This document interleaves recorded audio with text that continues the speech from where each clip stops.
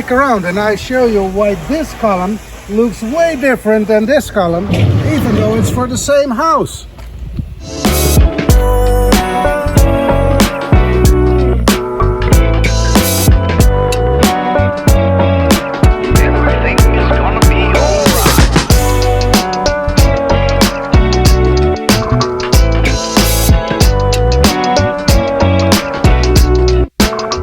Here we're building the foundation work of a 250 square meter villa.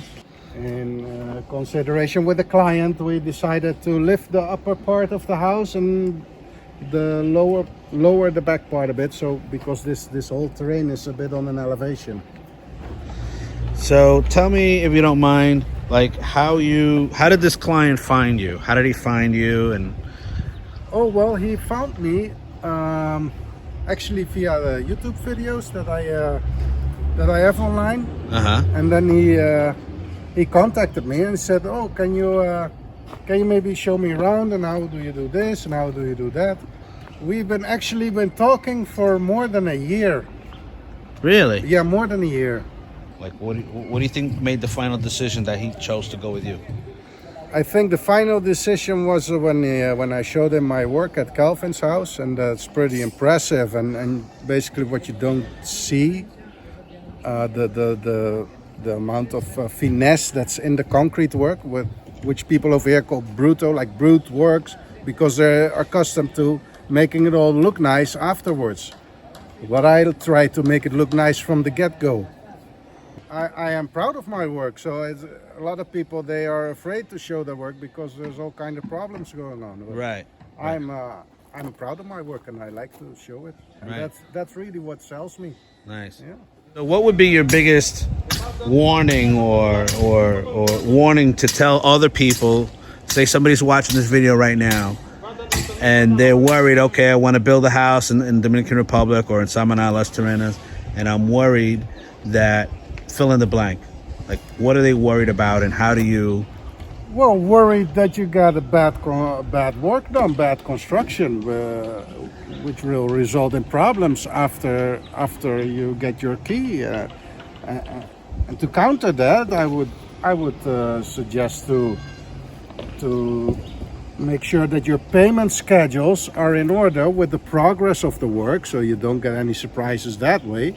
And that you also state the time of construction, but make sure because a lot of people think, oh, I'm gonna agree that it needs to be finished before that date, for example.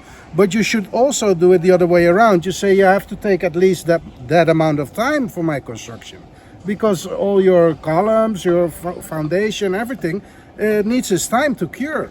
And you could end up with, let's say you say, yeah, okay, for this price I want my house to be finished within 6 months, but you could end up with a house that's finished within 1 month.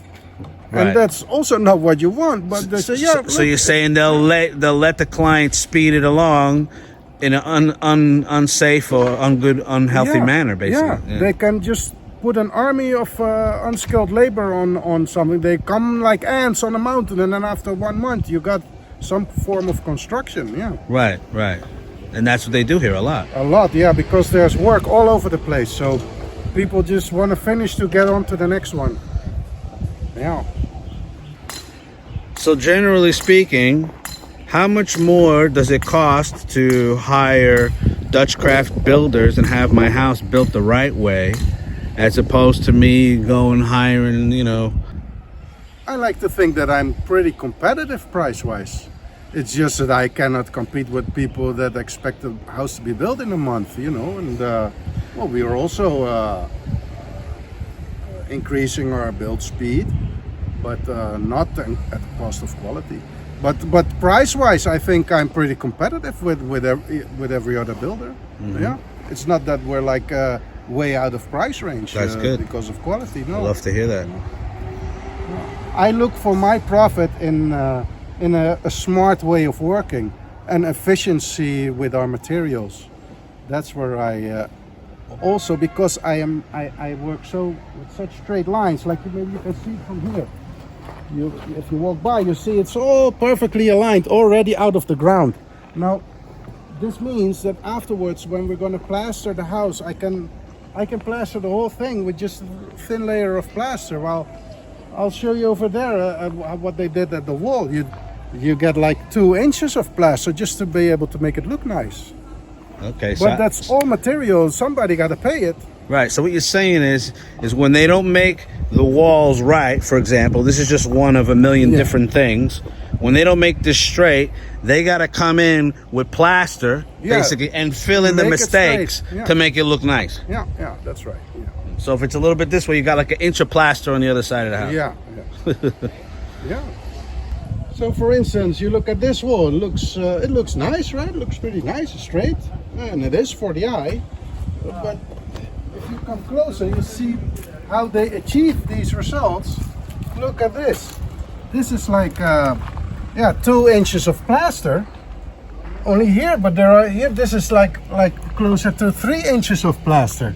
You see, but this is all got to be paid for in material, but also in the work, only because the wall was not built straight. Right, so they use the plaster to fill in the space to make the wall look straight. Yeah, but that means that the client has got to pay for their mistakes. Yeah, right. Exactly. So if they would have been a little bit more precise, like you are, then they would have saved all this cost of materials. Yeah. So that's why I can work competitive with people from here. I can work with competitive prices. Right. You could sit down and think, well, how can I make this more efficient? Yeah, because I would charge the same thing for a wall, but with me you would get a real thin layer of plaster, and it's even better because I mean this is too thick. You see all the cracking here. This is just too thick. Yeah. You should not be putting on plaster this thick. You see this kind of concrete work. If you would have to make that look nice, that's just a lot of material, a lot of work. Maybe even they would have to hammer it down, and then you could also by hammering ruin your wall. Right, because it's not flat, is what you're saying. It's not smooth enough. Yeah. Then you get let's see. If you're not serious about what you're doing, then you can end up with a wall like this. Now, this is common practice, mind you, because they say, "Oh, we'll arrange that with the plasterwork, no problem." What are you talking about? It's no problem. It's going to look perfect. Yeah, it's going to look perfect. But the cost will not be perfect. Look nice, but it is not perfect, of course. So, what separates this construction site from others? What? Fire extinguisher. Amongst others. What do you mean? They don't have fire extinguishers in other job sites here? No, they don't even have toilets in other job sites. Look at that. That's a toilet there. That's a toilet for our workers. Yeah. I don't want to send them into the field, but that is common practice. Yeah. But you see, for earthquakes, because of these lateral forces, they get exponentially higher, the forces, when you go higher up in the air with your construction. Right. Since this is only a one-level building, it's really heavy duty like this, because you don't really get too much of that with only a one-level building. So this is designed like this, like wide, and with heavy rebar in it. It's because our client wanted to have a super rigid structure, earthquake-proof. So this is to be able to handle lateral forces. So if the earth moves this way, this column is gonna cope with those forces. Yeah. And this one? And this is just a regular column. Yeah. Now, to achieve that result, we don't need to build each and every column this way. We put them in a strategic place crosswise into the structure, so the other ones are just like the sturdy, heavy-duty columns that everybody is accustomed to of DutchCraft builders, you know. It's also pretty strong.